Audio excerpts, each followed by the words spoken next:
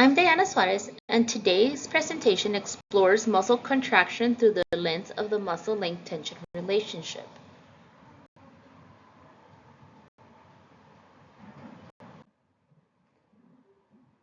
So today's outline will introduce us to the introduction of muscle contraction, the length tension relationship, and experimental evidence that helps along with these notions, practical implications in movement and performance, and then our conclusions. So how do muscles contract? So at the sarcomere, where actin and myosin interact, muscle contractions start. ATP powers this interaction while calcium ions control it. Trypomyosin shifts as a result of calcium binding to the tropin, enabling myosin heads to cling to actin and execute a power stroke. What happens there is that the tension is created as a result of the muscle fiber being shortened. The regulatory proteins trypomyosin and tropin, along with actin, which are thin filaments, and myosin, which are thick filaments, are important. So are important to participants. So following the stimulation, the release of calcium ions binds troponin, causing tropomyosin to shift and reveal actin binding sites. Power strokes are then carried out by the myosin heads, hydrolyzing ATP, which shortens the sarcomere and pulls actin inward and produces force. Both detachment and cross-bridge cycling depend on ATP. Muscles would remain tense without it. So if we do look at our image on the right-hand side, we do see that where the A band is, that's a type of muscle fiber which displays alternate dark bands, which are called A bands.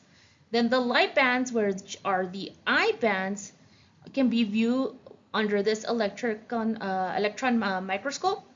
So these bands are formed by stacked sets of thick and thin filaments that slightly overlap each other. The A band consists of stacked sets of thick filaments and portions of thin filaments that overlapped on both ends of the thick filaments. If you do look at the H zone, which is right here, the lighter area in the middle of the A band, where the only sort of portions are thick, so right here.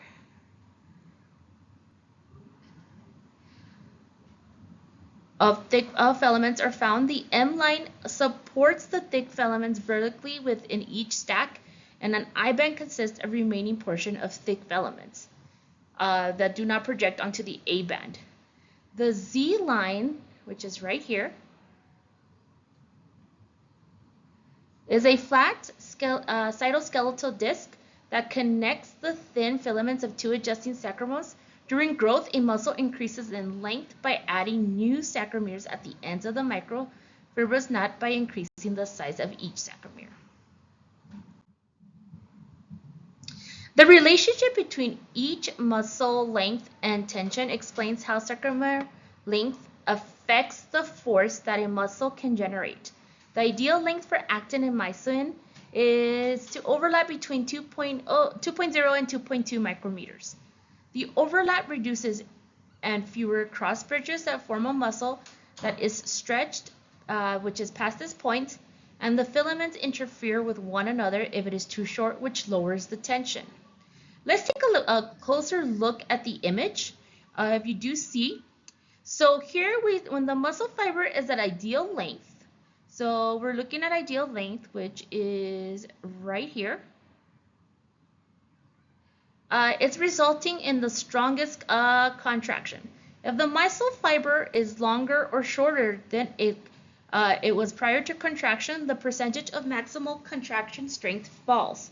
So over here and over here. Shorter fibers reveal fewer binding sites and prevent additional shortening and tension development, whereas long fibers have fewer binding sites for thick cross bridges. Muscles cannot move more than 30% of their length in their direction because the skeletal attachments and the resting length is close to the optimal muscle length. Researchers recently examined the effects of both potential and fatigue on muscle tension. They postulated that these conflicting effects might coexist in affecting the amount of force produced.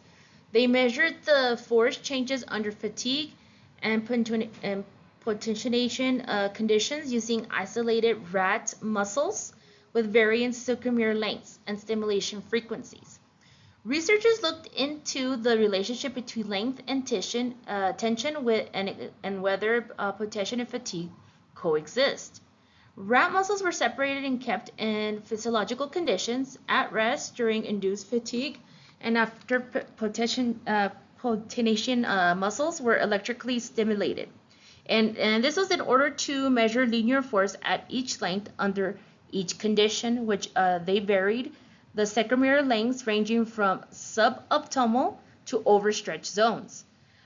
The hypothesis, what is it? It was that the weariness would change the curve and lessen force, but potentiation would increase force, even possibly offsetting fatigue.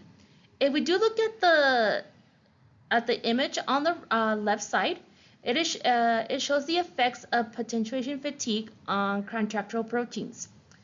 Letter A right here, that shows a transition control from a condition to an enhanced condition, possibly representing myosin light chain and phosphorylation. The force of contraction is mobile when fatigue is superimposed on potentiation, and the combined effects of fatigue due to decreased calcium levels and sensitivity are superimposed on the myosin light chain phosphorylation. So this shows in B and C. The opposite result was fatigue. It slightly moved the curve's peak and decreased force output at all lengths. Slower cross-bridge cycling and poorer calcium handling are probably the causes of this. Fatigued muscles were unable to produce the same force as non-fatigued muscles, even at their ideal length. So we look at the fatigue data now. When compared to the control, the fatigue curve is consistently depressed. So we do look right here. So the control fatigue is this. And the fatigue is over here.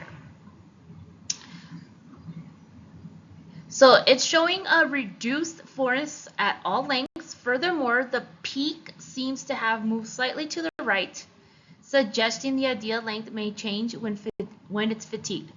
This change and decline most likely result from fatigued muscles fibers being poorer calcium handling and slower cross-bridge turnover.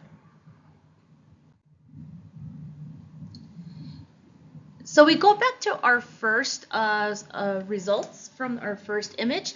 So these findings demonstrate that the dynamic nature of the length-tension relationship, it is affected by the muscles, physiological condition, both potentiation and fatigue, that may have an impact on how effectively muscles contract at various lengths under real-world circumstances such as exercise or repetitive use.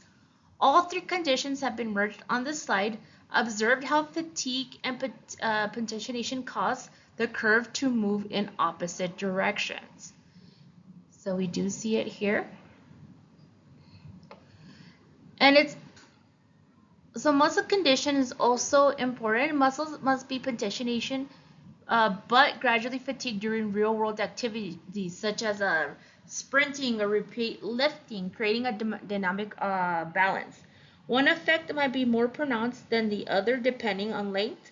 This discovery has broadened our comprehension of reasons behind performance variations across workouts and fatigue levels. So why does the length-tension relationship matter? Well, first of all, there's many uses for knowing the length-tension relationship, ranging from rehabilitation to sports training, while therapists use this idea to guide safe movement recovery following injuries. Athletes train in optimal muscle length zones to maximize output. So in their training and rehabilitation, it is very important and crucial to comprehend these certain concepts. And by scheduling training sets at ideal lengths, athletes can take advantage of potentiation to increase output. In the meantime, injury can be avoided by avoiding training at tired, which are support lengths. So controlled muscle lengths are used by physical therapists to reduce strain and restore strength. So this is particularly useful after any surgery.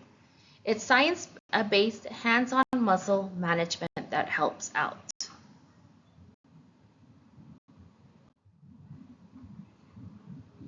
So in conclusion, sarcomere length plays a critical role in muscle contraction and force production. However, whether the muscle is potentiation or fatigue, this affects this relationship. This results aid in having performance variability and directing optimal physical health practices. So the sarcomere length has a significant impact on muscle force, but muscle state alters the classic curve. Fatigue lowers force and may change the ideal length, whereas potentiation increases it. So real-world performance training effectiveness and rehabilitation tactics are guided by these insights. Here are my references for today's presentation, and thank you for joining me.